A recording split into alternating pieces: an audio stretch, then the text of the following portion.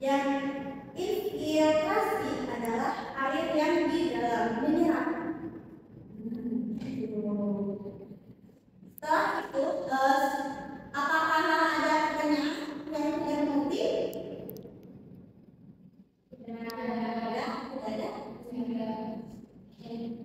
Ada. Ibu mau nanya, apa yang disebut evaporasi?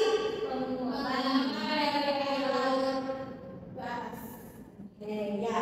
Kalau bedanya transpirasi dan evaporasi apa? Kalau evaporasi itu dari air laut ke atas, kalau transpirasi itu dari tumbuhan. Nah, dari air seperti air yang di tumbuhan, yang embun kayak gitu, terus yang ada di apa ya, sisa kan sisa hujan kan ada di permukaan bumi karena itu kan masih ada. Terus kalau ada yang di daun-daun, nah itu dinamakan transpirasi. Bedanya transpirasi dan evaporasi, kalau evaporasi air laut, kalau transpirasi itu dari makhluk hidup. Dari kita juga dinamakan transpirasi. Kan kita kalau basah nih, nah kalau hujan-hujanan basah, nah kan menguap kalau kena air, kena cahaya matahari gitu. Nah, lebih lanjut kita simak video bersama-sama ya, untuk lebih detailnya. Kita akan membahas tentang sumber air. Seperti dalam air sangat penting bagi kehidupan manusia. Air biasanya digunakan untuk mandi, mencuci, menyiram tanaman, dan lain-lain. Lalu kita belajar kenapa air bersinar tidak berair. Itu karena terjadi siklus atau air. Nah, seperti apa siklus air itu? Berikut penjelasannya.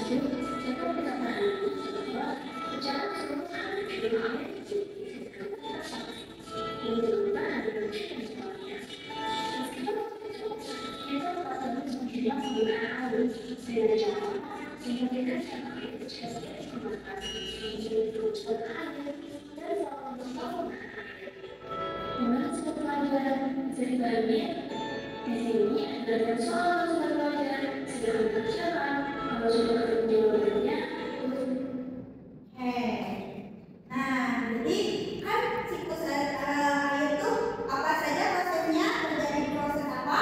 Evaporasi, kondensasi, fermentasi, transpirasi, infiltrasi.